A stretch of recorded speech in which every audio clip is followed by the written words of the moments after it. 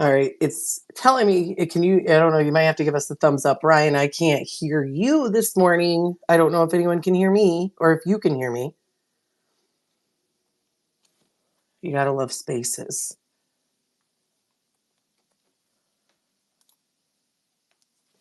We may want to try again. Thumbs up if anyone wants to give a thumbs up. If they can hear me, I'll get started. Okay. Aaron can hear me. Maybe you can hear Ryan too. So we'll just go ahead. Ryan, I hope you did the legals. I can't hear a word you're saying. So we're just going to go ahead and dive in head first. You heard the legals, none of this blah, blah, blah legal stuff. Anyway, market wise here to start the day, we will, kind of important agreements we had brought up yesterday. One of the things that I had talked about, or one of the things that was on my radar, was kind of the back and forth between the U.S. and Mexico. We'd had two major issues, one of which, we discussed yesterday kind of in depth with the issue over water. We'd had farmers in southern Texas and across a lot of parts of Texas. Hey, there you are. I can hear you. I'm here. Do you know what? I think I messed up. You 1 second. okay? Hey, what? I was there screaming. We haven't done the legals. We haven't done the I legals. know. I was like, legal stuff, blah, blah, blah. It covers it, I'm pretty sure, in a court of law. But do the legals. Just in case, don't sue us if we get something wrong here. Right, there you go. None of it. Yeah, I appreciate it. I know. I'm like, the legals. Anyway, so you heard the legal stuff. Don't sue us anyway. None of this is that's trade advice. Yeah. So I've said before, yeah, I'm far too pretty for prison. I'll be passed around like rechargeable batteries. He really would. Me, I would lead a gang. Ryan, he would be in trouble. But anyway, Mexico and the U.S., we finally have struck an agreement on a couple important issues. So we'd had the Mexico Treaty, right? This treaty was put together in the 40s. People from the U.S., Texas especially, have said, hey, they are not following through. And Mexico's like, yo, dude, we've had a multi-year drought. We really can't. We just don't have the water. There's nothing we can do about it. And Trump's like, well, it looks like you're going to have to find the water. So they found the water. Yeah. And they basically, yesterday we had an announcement come out where they are going to follow through. Basically, are going to send water from international reservoirs that it has, as well as increase the U.S.'s share of flow from 6 tributaries. So we're going to push water, to the north. We move water in that direction. We'd had, crop and cattle, livestock losses that had been reported as a result of this dryness. And basically we're entrenched in another big drought. Really what it looks like is Mexico is going to work to fulfill their part of this obligation through the end of October, when you'll have another deal negotiated, which is a good thing. In addition, we did hear that Rollins, confirmed that both countries have created a pact to work together with one another to control and hopefully eradicate the New World screwworm. So if you ever want like nightmare fuel, just go ahead and Google it. I won't go that far in depth. It is a breakfast time show for some of you. But it's a pretty gross little pest that can cause pretty significant illness and mostly death. Like generally, once you get it, you probably want to die based on what I was looking at here. And so it can impact cattle, wild animals, humans, and it's been found in Mexico. We had seen some import shutdown of cattle coming into the U.S. from Mexico as a result of this. Rollins had threatened a renewed shutdown yesterday morning if we didn't come up with some sort of agreement as to how we're going to handle this. We didn't get much in the way of details, at least so far this morning, that I had seen on what the plan is. But basically, both parties are like, yes, we're going to work together to try to get rid of this disease or this pest. And so, to me, that was positive. There was really like a Wednesday deadline. And so maybe it's the ADHD in me, but I'm like, whoa, you guys got it done 48 hours ahead of time? What?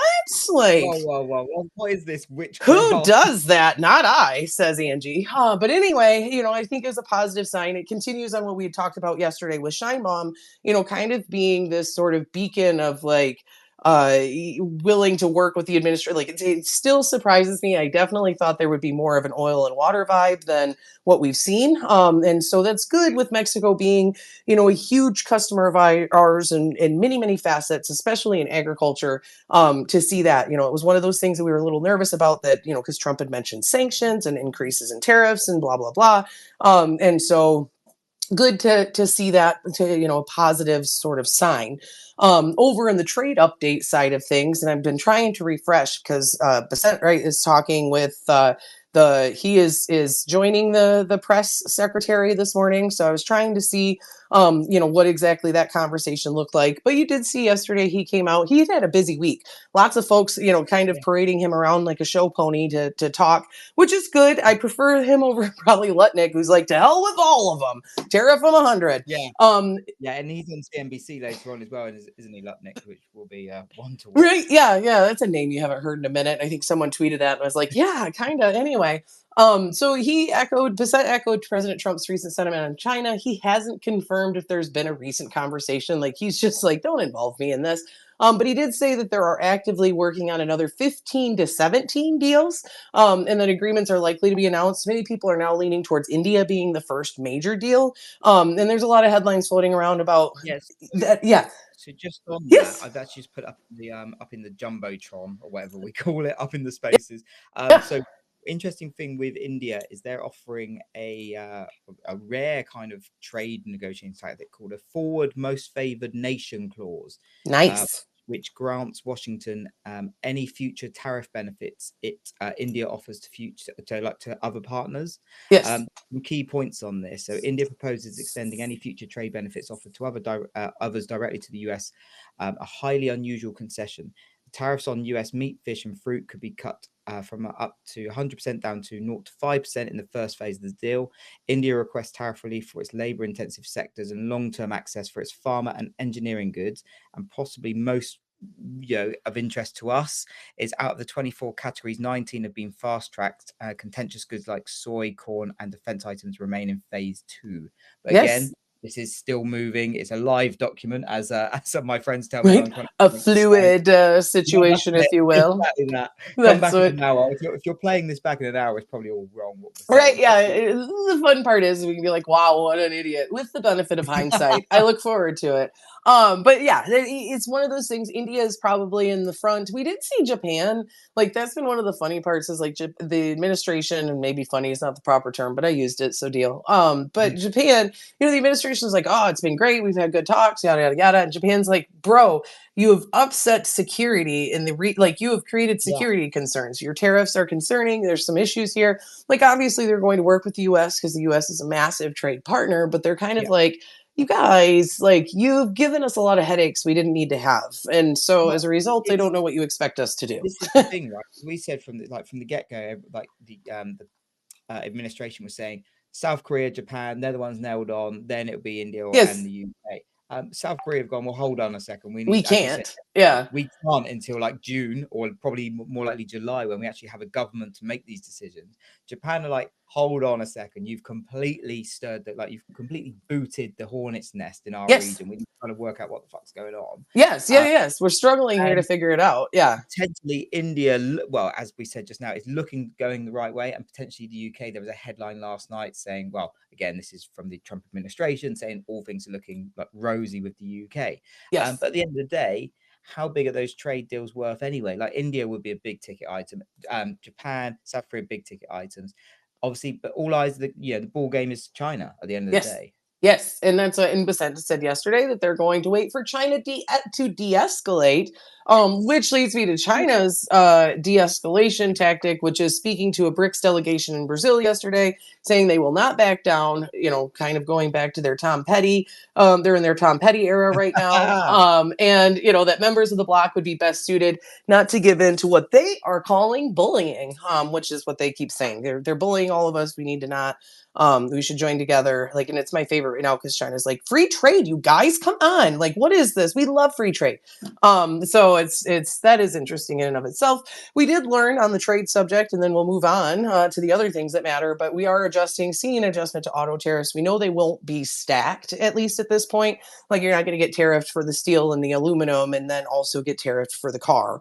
So there's that part, and then you're going to see some sort of fee structure created, or at least a partial refund, from what I'm understanding, kind of based on the car maker's presence in the US. If they're importing parts to build that car and it only makes up 5%, you know what I mean? Like if it makes up a small portion of the car that they're Yeah. building and the bulk of the materials are built in the US, then they get a refund. A certain percentage of it Tell is you what, refunded. Yeah. I'm getting like the cold sweats that when we had the port fees kind of thing, where it's like, can you Right. just make it simple? Please Yes, make it exactly. simple. Like I tested into elementary algebra my freshman year in college, for God's sakes. Could you people like take that into consideration? So, and then next thing, biofuels, we're kind of watching that. There was a big to do. The administration is really kind of twisting and making it look shiny and neat and new. The E15 thing, it's really, there's bureaucratic red tape. There's certain God, evaporation. Like there's worries over, like octane in the fuel, and a higher blend of ethanol can have more of the octane. And in the summertime, they want to limit it. And I also didn't do great at science, if you can't tell. And so, basically, like there's some rules where it's like we can't have this blend level in the summer because it can create pollution or create worries over the ozone or blah blah blah. Really, the administration, every administration since like 2018, 19, whenever, maybe it was 20, I don't know, in the past 10 years, let's say, has cut this red tape where it's like we can sell E15 in the summer. That's not a big deal. And so it's something that we always see, but it's always something that is celebrated by the industry because they'd really love to see year round E15. And so if we could just get that finalized, it'd be a thing.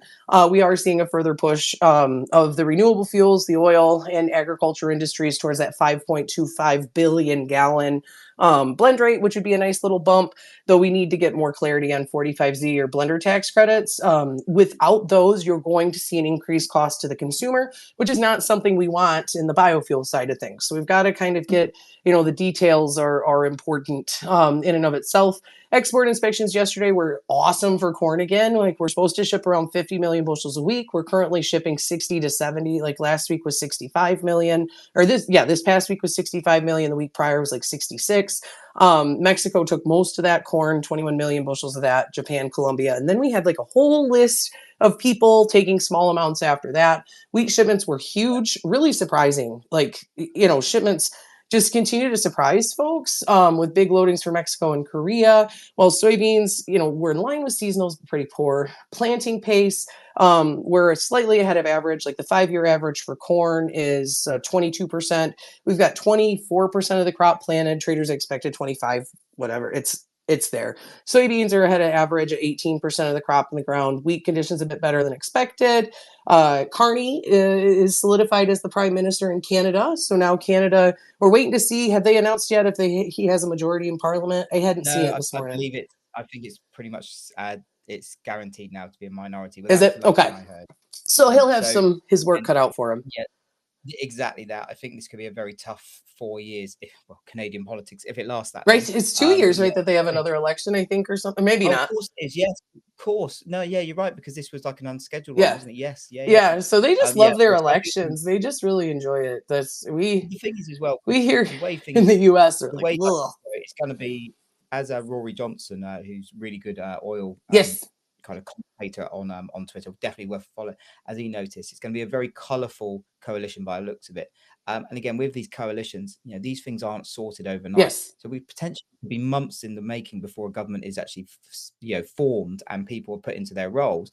And then just as they get going, there could be another election. So yeah, it's going to be a It's bit of a mess for as an Canadians. onlooker, I'm really kind of amazed by it to a certain extent. And there's been a lot of conversation about how Trump coming in with his tariffs and promises to make Canada the 51st state saved Canada's Liberal Party. Have you seen that Yeah, conversation where yeah. the Conservatives were kind of a slam dunk here to take the leadership role when Trudeau was in power and he stepped down and all of this stuff kind of came to light and Carney stepped in. So we'll see how he does it. It'll be interesting. It'll obviously have an impact on how we see negotiations progress. And I think that matters because you have the USMCA revisit, here in another couple of months. And yeah, so we'll see.